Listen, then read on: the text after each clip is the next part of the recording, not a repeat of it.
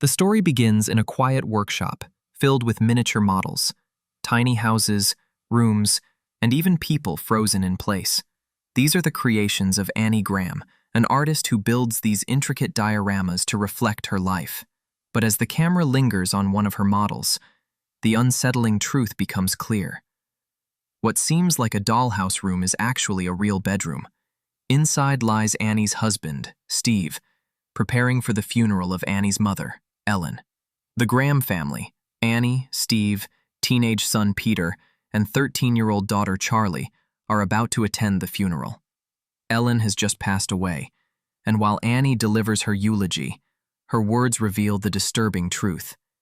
She never truly knew her mother.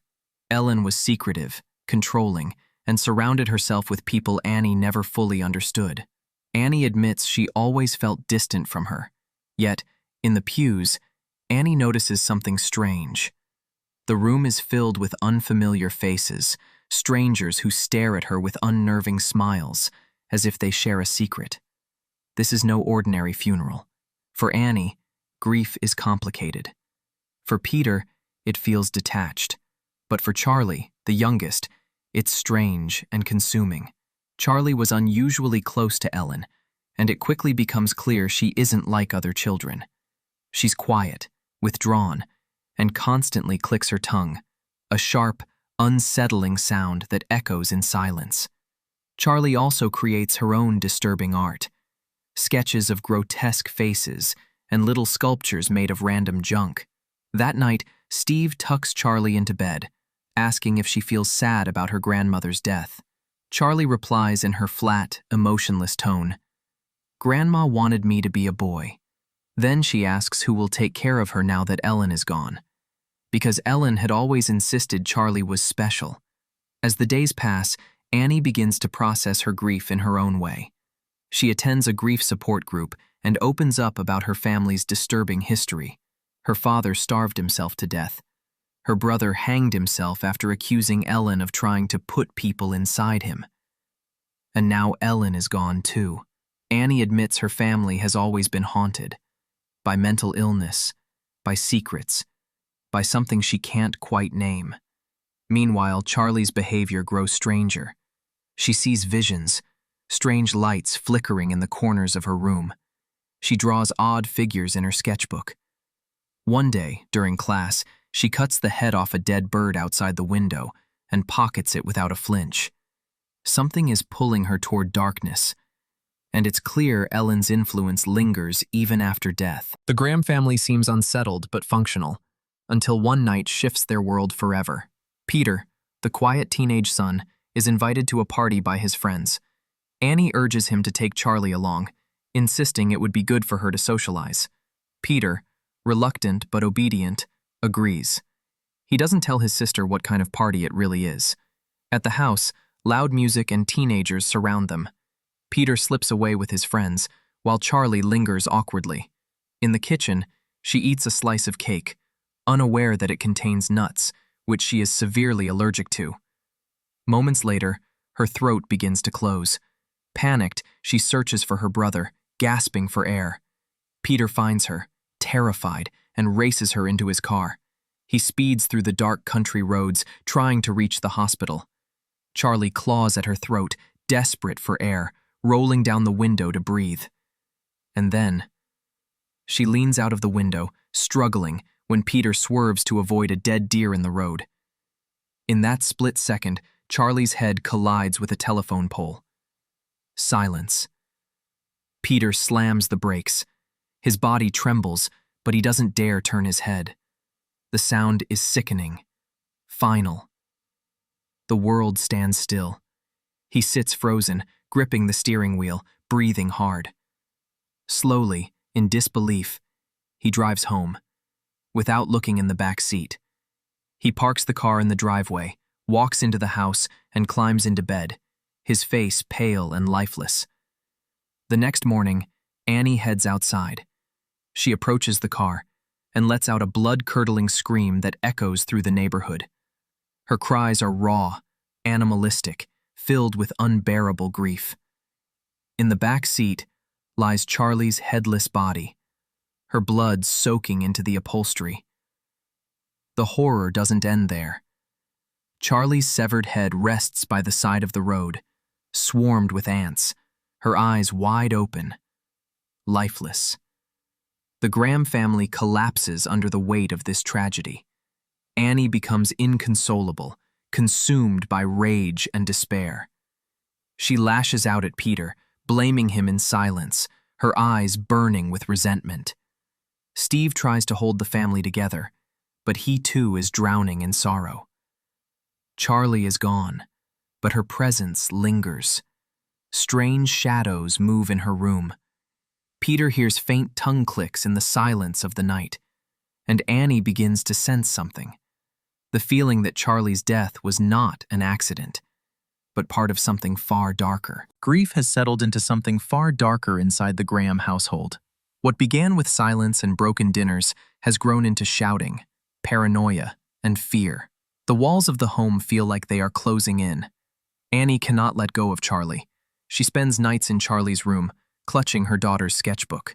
When she meets a woman named Joan at a grief support group, she feels a glimmer of hope. Joan seems kind, understanding, and oddly persuasive. Joan tells Annie she can help her reconnect with Charlie. Annie is skeptical, but desperate. One night, Joan demonstrates a seance, showing Annie how to call upon the dead. The glass moves, words are spelled out. Annie is horrified, but also enthralled. When she brings the ritual home, she forces Steve and Peter to sit with her. The seance begins. The candlelight flickers. At first, nothing happens. Then, suddenly, the glass moves. The air grows cold. A voice calls out, not Annie's, not Peter's, not Steve's. The presence of Charlie fills the room. The sound of her distinct tongue click echoes. Peter panics. He begs his mother to stop. His body convulses violently, his face twisted in terror, as if something unseen is trying to claw its way inside him. Steve throws water across the table, ending the seance. But the damage is done. The door is open. From this moment on, the house is alive with dread. Objects move on their own. Peter hears Charlie's clicking sound wherever he goes. In class, he sees his own reflection smirking back at him. He smashes his head against his desk in front of his classmates, blood streaming down his face. Annie spirals into obsession. She begins piecing together her mother's belongings, old photographs and books. To her horror, she recognizes Joan in several of the photographs, standing beside her mother, smiling in ceremonial robes. Joan is not a friend. She is a cult member. Steve tries to intervene. He accuses Annie of losing her mind, of putting Peter in danger. But Annie knows what she has uncovered. Her family is being targeted by something supernatural, something her mother was involved in long before Charlie's death. The truth terrifies her. Charlie wasn't just a child. She was the chosen vessel for something far older. And now, with Charlie gone, that something has turned its eyes on Peter. The Graham house has become a tomb. The air is heavy, the light dim, and silence is broken only by the faint clicks that once belonged to Charlie. Every shadow feels alive, every corner whispers. Annie is unraveling. Her grief has turned into desperation, and her desperation into terror. She pieces together her mother's books, journals, and old photographs.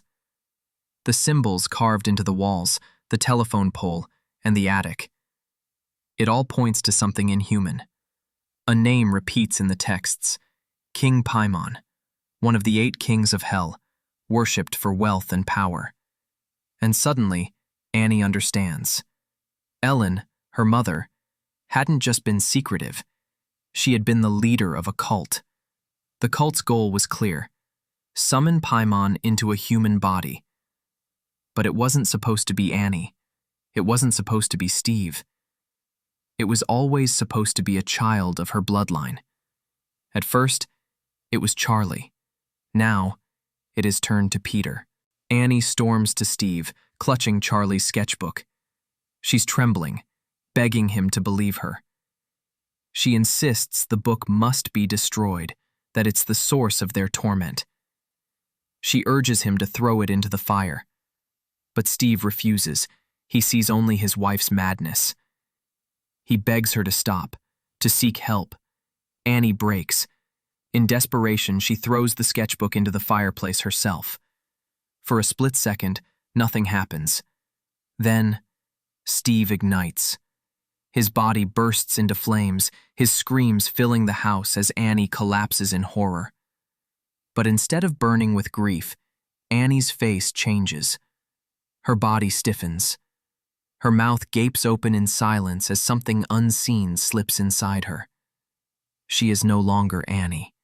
Peter wakes to the smell of smoke and the sound of silence. The house is wrong. He walks through the halls, calling for his parents. The lights flicker. Shadows crawl across the walls. He steps into the living room, and his breath stops. Steve's charred body sits lifeless in the chair. And from the corner of the room, Annie appears. She doesn't walk. She crawls, jerky, insect-like. Her eyes hollow, her face expressionless.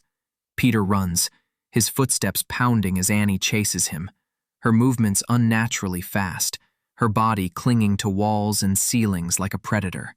He scrambles into the attic, pulling the ladder up behind him. But the attic is no refuge. Inside, candles flicker. Symbols are carved into the wooden beams. And in the center lies Ellen's headless corpse, positioned like an offering. Peter sobs, shaking, trapped. From above, he hears it, the sound of sawing. He looks up. Annie floats in the air, her body suspended like a puppet, dragging a piano wire across her neck. Faster and faster she cuts, her eyes locked on Peter as her blood sprays onto the attic floor. Her head finally falls with a sickening thud, her body collapsing. Peter screams. He breaks. Unable to take it, he throws himself out of the attic window, crashing into the garden below. For a moment, his body lies lifeless, bathed in moonlight. But then, the light returns. That strange, glowing shimmer seen before around Charlie now sinks into Peter's body. His breathing steadies. He rises, silent, expressionless. In the garden, naked figures step out of the shadows. Strangers who had been waiting all along. They bow to him. They guide him into the treehouse, now transformed into a shrine. Inside, candles glow, symbols cover the walls, and the headless corpses of Annie and Ellen kneel in reverence. Joan steps forward, smiling with devotion. She places a crown upon Peter's head. Her voice is calm, reverent, as she proclaims, "Hail Paimon, our king." The vessel is ready. Peter no longer exists. Charlie no longer exists. The Graham family is gone. What remains is Paimon, reborn in flesh, surrounded by his worshippers. The cult bows, the chanting swells, and the screen fades into silence. The curse of bloodline is complete. Some stories don't end with a scream. They end with silence. The Grahams were never victims of chance. Every step, every tragedy, was carefully arranged by something older than all of them. In the end, they were pawns in a ritual they never understood. And the truth is, once the door has been opened, it can never really be closed. If this story unsettled you, imagine what else still hides behind closed doors. Make sure to like, subscribe, and share, because the darkest stories are the ones most people are too afraid to talk about.